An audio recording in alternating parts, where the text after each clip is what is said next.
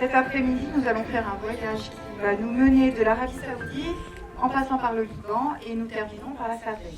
Ce que je peux vous dire et qui est assez original finalement dans ce film, c'est qu'on a pu faire les découvertes en direct au moment où on a filmé. C'est lié en fait au comportement animal.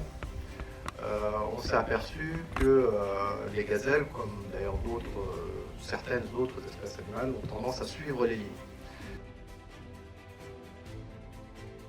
C'est un film qui a pour moi une importance assez majeure aujourd'hui, tant qu'il y a la guerre au Liban. La nouveauté aujourd'hui, c'est que ont été découverts assez récemment de nouveaux nourags qui bizarrement n'étaient pas qu'on pensait à raser. Donc on voyait apparaître effectivement des plans qui se dessinaient.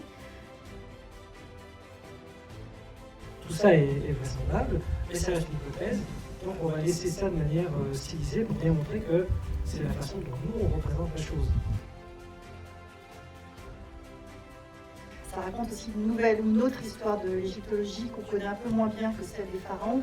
C'est celle de la vie quotidienne, de l'économie. Embaumer des lapins dans sa baignoire.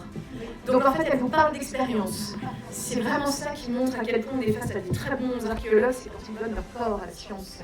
À l'origine, il n'y a que les pharaons et éventuellement la famille royale qui sont momifiés.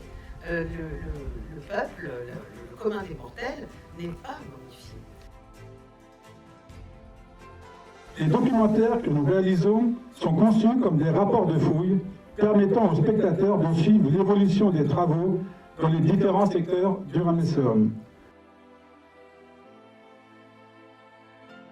Alors beaucoup de ces tombes sont pillées, mais l'intérêt quand même du dégagement auquel nous procédons aujourd'hui, c'est de pouvoir d'abord retrouver un certain nombre de vestiges datant de cette époque, notamment, de pouvoir surtout connaître les défunts.